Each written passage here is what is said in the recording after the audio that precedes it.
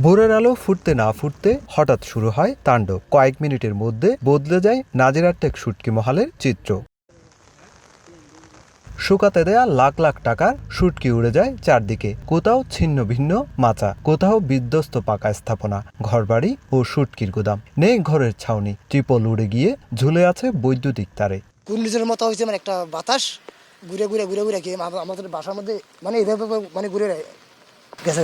1200 সব উড়ে নিয়ে গিয়ে 1 কিলোমিটার দিকে 1.5 কিলোমিটার হবে উড়ে নিয়ে সব ওখানে রেখেছে। তা উড়ে গেছে, তা থেকে গেছে, তা ভিজে একদম কি হয়ে গেছে, নষ্ট হয়ে গেছে। মহল মালিক ও ব্যবসায়ীদের ভাষ্য, আগে এমন আকস্মিক তাণ্ডব খুব কমই দেখেছেন তারা। কয়েক মিনিটের ঝড়েই নষ্ট হয়েছে বিপুল পরিমাণ শুটকি। ক্ষয়ক্ষতির পরিমাণ 1 থেকে 1.5 কোটি টাকা ছাড়িয়ে যেতে পারে বলে দাবি তাদের। এখানে 4 লাখ টাকার মতো মাছ ছিল, ওই মাছগুলো উড়ে চলে গেছে। যেগুলো মাছের সাং আছে এগুলো ভেঙে গেছে, আর যে বাড়া বলে মাছ শুকার দিয়ে এটাও উড়ে গেছে, ওইখানে উড়ে গেছে, এখান থেকে আনছে।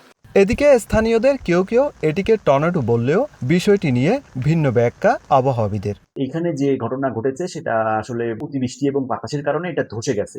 সেখানে হয়তো মাটির সেখানে শূন্যতা তৈরি হয়েছে, তার কারণে ধসে গেছে। এখানে টর্নেডো কিংবা এরকম ঘটনা ঘটে নাই।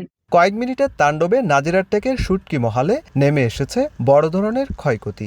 এখন ক্ষয়ক্ষতি কাটিয়ে আবারও ঘুরে দাঁড়ানোর অপেক্ষায় এই মহালের ব্যবসায়ীরা।